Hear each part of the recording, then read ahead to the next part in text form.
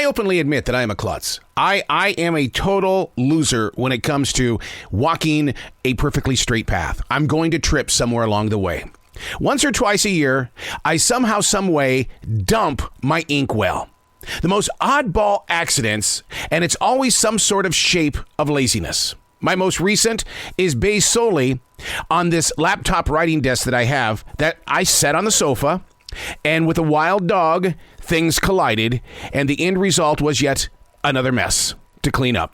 And isn't that what best describes what life is? It's a series of messes that happen to unexpectedly come our way, and no matter what, it is now our path.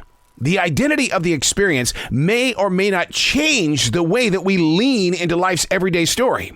I mean, in 1997, I had no clue that spilled ink from the same writing desk that I put on my lap, it took the shape of a perfect wine glass, and it inspired my creative soul to become an artist on canvas, having a lot of success for 15 years, and then one day, it was over.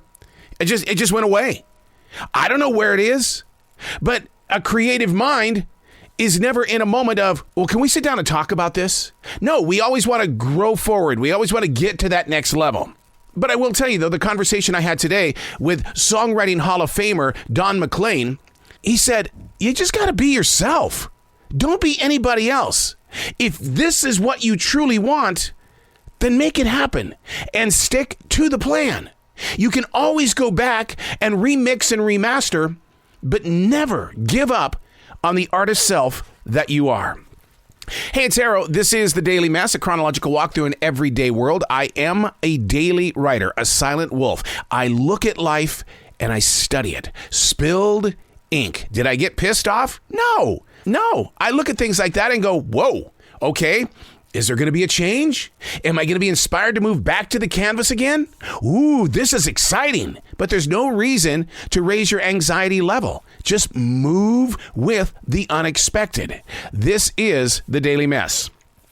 And so, another empty page has been delivered to my imagination. Now, to leave it blank isn't part of the creative painting.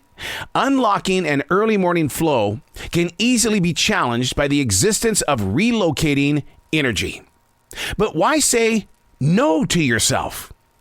I don't understand non-writers, and non-writers don't understand how I can sit down and just put out page after page after page of thought. It's all part of the formation.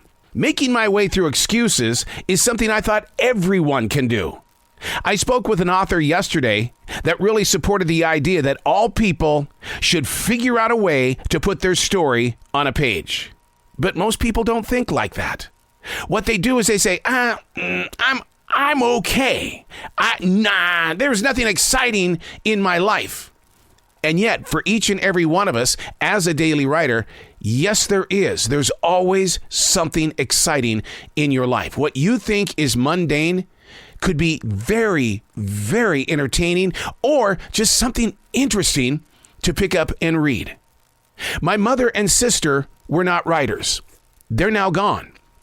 My brother is gone. My father is gone. None of them wrote anything. What I'm relying on is what I've written about them.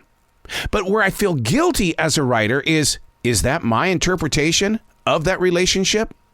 I mean, I'm going to bring up the Bible for a second. Look at how many stories of the same story are written by so many different authors. Every one of those stories have their own personal interpretation. That's what I find inspiring about what is shared inside the big book. But I wasn't blessed with that opportunity with my own family, because the experiences that I've had that they may have been a part of, it would have been great to hear how they went through the same exact moment and what they learned from those periods in time. That's why I challenge you to do something with your family in the way of, let's write. Let's go on a trip, and then everybody get together at the end and write your own story as to what you experienced, and then put it away. Come back to it a different day and learn from that moment. Writing is an opportunity to not only release, but also receive. And when you get the opportunity to read something from somebody that you love so much that are no longer with you, Wow, it is a blessing that you just can't put a price tag on. It's so precious. So I ask you, pick up a writing instrument. If you're getting into the holidays and you don't know what kind of a gift to give somebody in your family, get them a writing instrument and a tablet. And just say, when you get the time, just jot down some thoughts. I just want to hold on to your experiences a little bit further down the path.